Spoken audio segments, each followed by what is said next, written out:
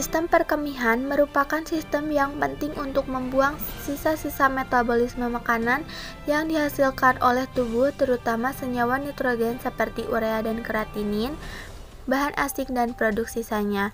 Sampah metabolisme ini dikeluarkan atau disekresikan oleh ginjal dalam bentuk urin. Urin kemudian akan turun melewati ureter menuju kandung kemih untuk disimpan sementara dan akhirnya secara periodik akan dikeluarkan melalui uretra. Kemudian susunan sistem perkemihan. Yang pertama yaitu ginjal, dua organ berbentuk kacang dan berukuran masing-masing sebesar kepalan tangan. Yang kedua yaitu ureter, yang merupakan suatu saluran muskuler berbentuk silinder yang menghantarkan urin dari ginjal menuju kandung kemih. Lalu kandung kemih mengalirkan urin dari ginjal ke kandung kemih serta saluran uretra yang mengeluarkan urin dari kandung kemih keluar dari tubuh. Lalu yang keempat, uretra merupakan saluran yang berfungsi untuk mengeluarkan urin dari ginjal. Yang pertama adalah ginjal, berbentuk seperti kacang merah dengan panjang 10-12 cm dan tebal 3,5 sampai 5 cm, terletak di ruang belakang selaput perut tubuh atau retroperitorium sebelah atas. Fungsi dari ginjal yaitu membuang bahan sisa terutama senyawa nitrogen seperti urea dan kreatinin. Yang kedua, mengatur keseimbangan air dan elektrolit. Yang ketiga, menghasilkan renin. Yang keempat, produksi dan ekskresi urin.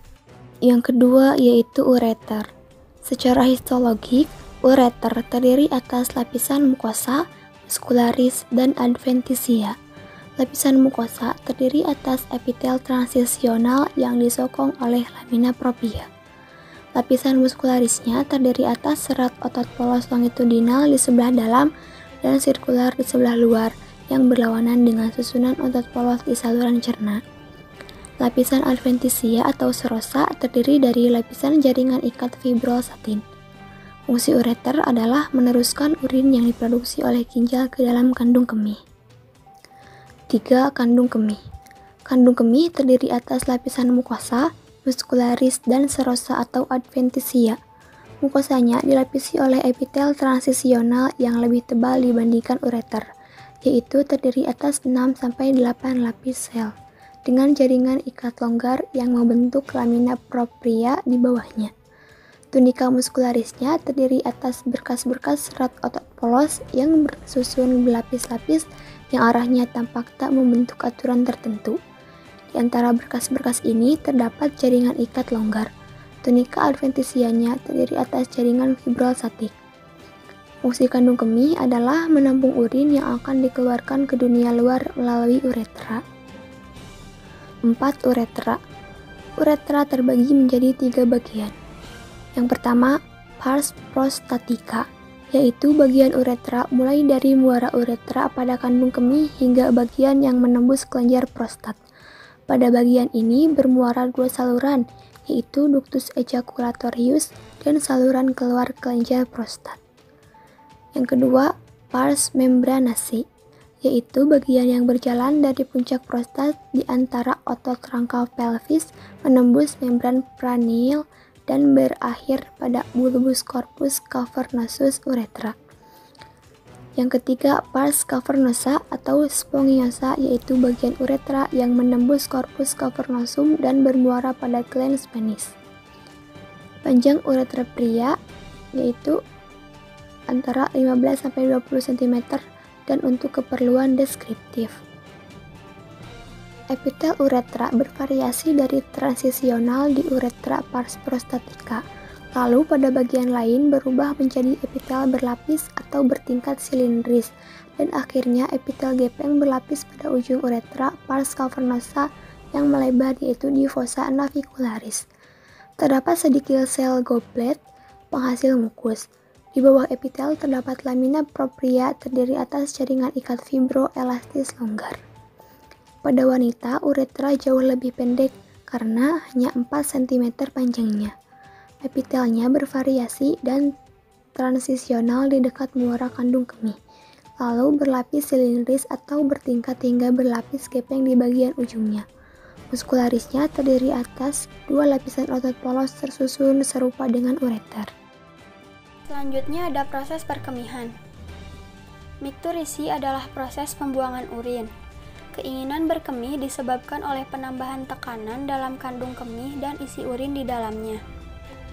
Jumlah urin yang ditampung kandung kemih dan menyebabkan miksi yaitu antara 170 sampai 230 mili. Mikturisi merupakan gerakan yang dapat dikendalikan dan ditahan oleh pusat-pusat persarafan. Kandung kemih dikendalikan oleh saraf pelvis dan serabut simpatik dari plexus hipogastrik.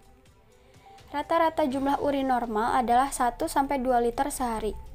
Namun, jumlah yang dikeluarkan berbeda setiap kalinya sesuai jumlah cairan yang masuk. Lalu ada juga gangguan kesehatan pada sistem perkemihan. Di antaranya 1. Penyakit ginjal kronis.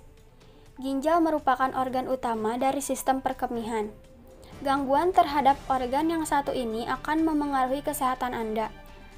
Pada penyakit ginjal kronis, ginjal mengalami kerusakan dan tidak mampu menyaring darah dengan baik. Kerusakan ini dapat mengarah kepada pembentukan zat pembuangan dan masalah lainnya, termasuk gagal ginjal.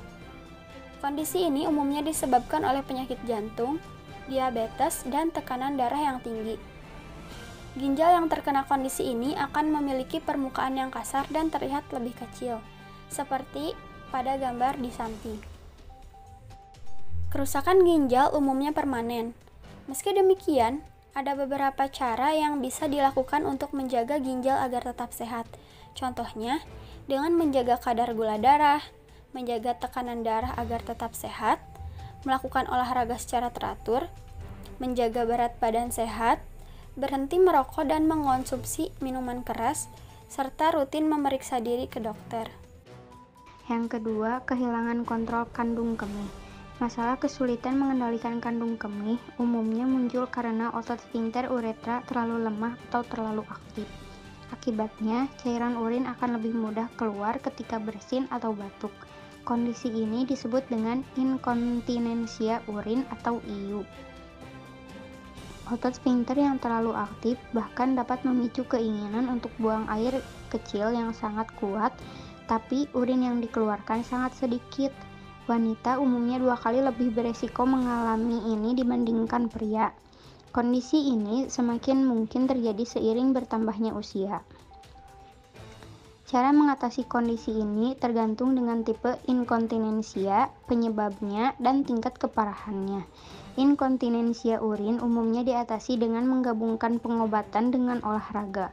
Contohnya dengan melakukan latihan mengendalikan buang air kecil, olahraga otot panggul, pola makan yang membantu mengembalikan kendali atas kandung kemih, dan obat seperti antikolinergik. Yang terakhir, batu ginjal. Gangguan sistem perkemihan yang satu ini mungkin lebih populer di kalangan orang awam. Batu ginjal memproduksi urin untuk mengeluarkan cairan pembuangan. Batu ini dapat terbentuk saat mineral dan garam asam di dalam urin mengkristal, lalu saling menempel. Jika batu ginjal tersebut berukuran kecil, batu tersebut dapat keluar dengan mudah melalui sistem perkemihan. Sedangkan batu yang lebih besar akan menyumpat saluran kemih. Kondisi ini akan menghambat keluarnya urin dan menimbulkan rasa nyeri. Cara mengatasi masalah batu ginjal disesuaikan dengan kondisinya. Batu ginjal berukuran kecil dapat diredakan dengan rutin minum air mineral sekitar 3 liter per hari, melakukan terapi medis, dan mengonsumsi obat penghilang nyeri. Sedangkan batu ginjal berukuran lebih besar biasanya dilakukan dengan operasi pengangkatan batu dan menggunakan gelombang suara untuk memecah batu.